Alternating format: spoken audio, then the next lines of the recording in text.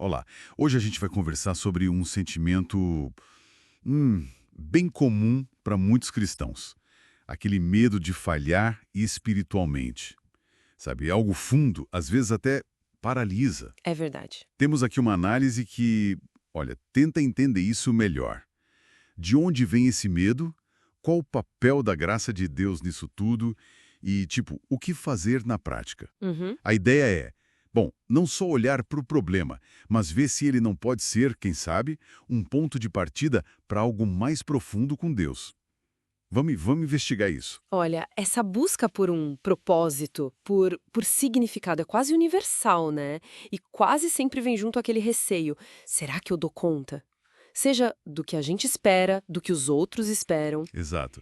E na vida espiritual, puxa, isso pode ficar ainda maior, né? Uma dimensão diferente. Com certeza. E essa análise que a gente está vendo, ela aponta umas razões bem claras para esse medo existir. Uma delas é, tipo, a própria consciência da santidade de Deus. Hum, Entender essa grandeza toda, às vezes faz a gente se sentir tão pequeno, né? Meio inadequado. totalmente. E tem outra coisa também, a pressão que às vezes rola nas comunidades de fé, sabe? Aquela sensação de ter que corresponder a um monte de expectativas. Sim, e essa pressão de fora muitas vezes vira uma autocobrança interna, né? Vira, quase implacável às vezes. O material também fala da luta constante contra o pecado e a culpa que vem junto. Ah, a culpa. É, e é importante, assim, validar que essa luta, ela faz parte do caminho, né? Não é tipo um atestado de que você falhou pra sempre, faz todo sentido. E tem um último ponto que levantaram aqui que é, nossa, crucial. Talvez uma compreensão meio superficial ou incompleta mesmo do que é a graça de Deus, a misericórdia. Exato. Parece que o jeito que a gente entende a graça pode ou piorar o medo ou aliviar, né? Exatamente.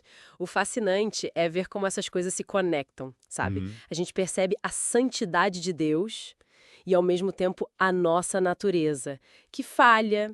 Isso cria uma tensão real. Queria mesmo. E aí, o jeito como a gente lida com essa tensão, principalmente a nossa visão sobre a graça, nossa, isso define muita coisa. Se a visão é distorcida, a fé pode virar um peso, um fardo enorme. Pois é. E é aí, né, que a análise traz um contraponto forte. Que muda o jogo. A graça e o perdão como a resposta para esse medo todo. Uhum. Tem uma passagem que eles destacam, Romanos 8:1. Agora, pois, já não há condenação para os que estão em Cristo Jesus. Nossa, isso é forte, né? É libertador. A ideia de estar livre da condenação, mesmo a gente sabendo que falha, é muito libertador. E casa direitinho com o convite de Jesus lá em Mateus 11:28, né? Venham a mim todos vocês que estão cansados, sobrecarregados, e eu vou aliviar vocês. Exato. Não é um chamado para mais esforço, para ser perfeito. É um chamado para descanso, para alívio. Tipo, parece que Deus está mais interessado no nosso coração disposto, sabe? Do que numa performance sem erro. Nenhum. Isso. Isso me leva para um conceito que a análise também explora, o de graça suficiente. O que seria isso exatamente? Então, essa ideia de graça suficiente não é só tipo, ah, Deus perdoou o meu erro lá atrás. É mais.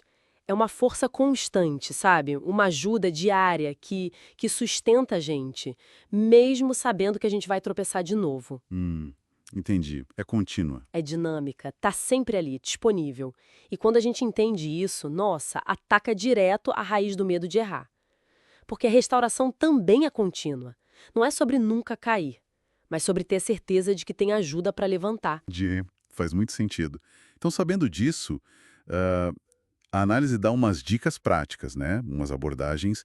Uma delas é fortalecer a relação pessoal com Deus. Oração, leitura da Bíblia.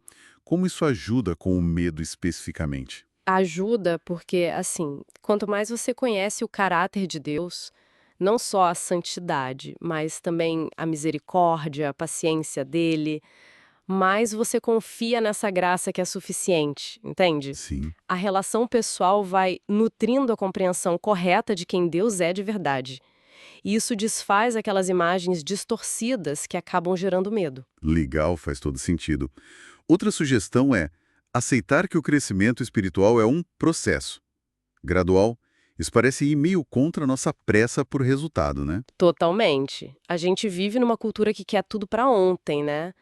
Mas a vida espiritual raramente é assim. Aceitar que é uma jornada com altos e baixos, alivia aquela pressão de ter que ser perfeito agora. É verdade. É entender que tropeçar faz parte de aprender a andar, sabe? A análise também fala muito da importância de confiar ativamente na graça, mesmo quando nossa consciência da fraqueza está gritando. E a comunidade? O material fala de buscar apoio. Qual o papel do pessoal da igreja nisso? Ah, fundamental. Porque o isolamento, ele alimenta o medo.